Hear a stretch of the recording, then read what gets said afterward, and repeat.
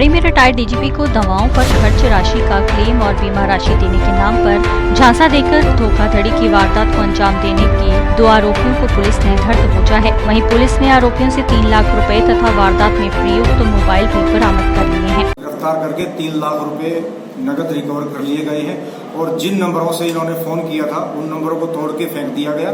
लेकिन जिन नंबरों से जिस सेट के अंदर इन्होंने डाल करके वो फ़ोन किया था वो सेट हमने इनसे रिकवर कर लिया है। वो सारे इन्होंने एक फर्जी आईडी बनवा करके फर्जी आधार आईडी तैयार करवाई थी राम कुमार के नाम से और उस पर वो नंबर इशू करवाए गए थे और उसी फर्जी के आधार पर उस फर्जी आईडी के आधार पर इन्होंने अकाउंट ओपन करवाया था और उस अकाउंट के अंदर वो पैसा जाता था। पैसा जैसे जैसे डलता गया साथ ही साथ ये पैसा उसमें से निकाल दिया। कौन है सर ये आरोपी और क्या इनके पहले भी इस तरह जिनके बारे में इनके जो कंसर्न एसएचओ लगते हैं उनको हमें लिखा गया है पर अभी उनकी रिपोर्ट हमारे को नहीं मिली है। हमारी इस वारदात के अलावा इन्होंने 10 वारदात और कर रखी हैं जिसका इन्होंने खुलासा किया है। उसके रिगार्डिंग हमने इनसे एक रजिस्टर कॉपी भी बरामद की है जिसमें इन्होंने ठगी के बारे में लिखा हुआ है। इन्होंने ये ठगियाँ मतलब महाराष्ट्र में, राजस्थान में, दिल्ली में, कुछ एक ही हमारे हरियाणा की भी है, गुड़गांव की भी है इसके अंदर और मतलब इन्होंने काफ़ी जगह ठगियाँ कर रखी हैं। मोटी मोटी 10 ठगियों की इन्होंने हमारे बारे में और खुलासा किया है और हमने उसके बारे में इनसे रजिस्टर भी बरामद किया जिसके अंदर ये सारी ठगियाँ लिखी गई हैं। तो ये 2 ही हैं? इन्वेस्टिगेशन में 2 ही आदमी आए हैं और ये शुभम इसके अंदर मास्टरमाइंड आदमी है। राम कुमार को इस्तेमाल किया जा रहा था। राम कुमार के नाम से फर्जी आईडी तैयार की गई, राम कुमार के नाम से फर्जी अकाउंट ओपन करवाया गया था, सिम कार्ड भी राम कुमार के नाम से इशू करवाया गया था।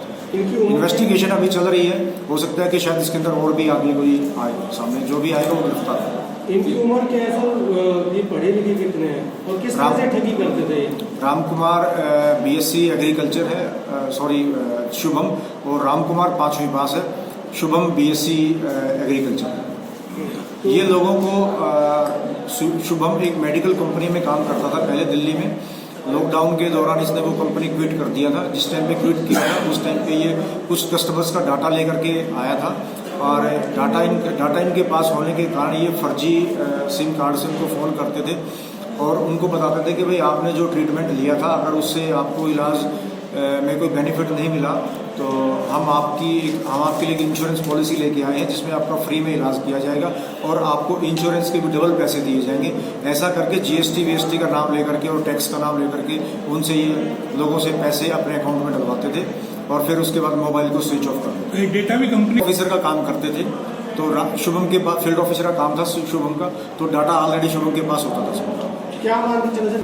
अभी तक जितना भी रिकॉर्ड जो इनसे मिला है 3 लाख की तो हमने इसी में रिकवरी की है, तो करीबन 20 से 25 लाख रुपए के आसपास का इनका ठगी का सिस्टम बना हुआ है। सिर्फ इनके पास उनके नाम और फ़ोन नंबर हैं।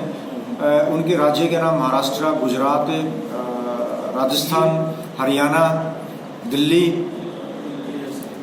काफ़ी सारे राज्य हैं जहाँ से इन्होंने ठगी की हुई है। सब में तरीका वारदात सब में एक ही रहा है क्योंकि ये सारा काम ऑनलाइन किया जाता था, फ़ोन के द्वारा किया जाता था। तो इनको अगले का कंप्लीट ये नहीं पता होता था कि वो रहने वाला कहाँ का है। और जिनसे ठगी की गई है कुछ लोग महाराष्ट्र से बिलोंग करते हैं, वेस्ट बंगाल से हैं, लखनऊ से हैं, देहरादून से हैं। नहीं सर, जो इतनी इन्होंने हैं उनकी पूछताछ में ये है कि पहले काम करता था शुभम, लेकिन अब लॉकडाउन के बाद से कोई काम नहीं था तो ये सोचा कि चलो ठगी करना शुरू कर दिया। लॉकडाउन में नहीं कह सकता, लॉकडाउन से बड़े लोग हमारे पुलिस स्टेशन में 9 FIR दर्ज हुई है। इन जो ठगी इन्होंने की है हमने कंसर्न राज्यों को मैसेज करवा दिया कि हमने इनको गिरफ्तार कर लिया है। ये हमारा रफ पेपर है, इसमें मामले दर्ज है। नहीं, वो टोटल 9 मामले दर्ज हैं। ये मामला ऐसा भी सामने आया है जिसमें इनकी गिरफ्तारी हुई है और हमारे पास इनका इस FIR के अलावा और मामला नहीं। तो ये पहला मामला ट्रेस आउट किया? हाँ, ये हमारे मुकदमा दर्ज था। ये 420, 406 में मुकदमा दर्ज था। हमने इसके अंदर 201, 467, 468, 467 सेक्शंस और इसके अंदर ऐड किए। बाकी जो अदर मामले वो 406, 420 में रजिस्टर किए।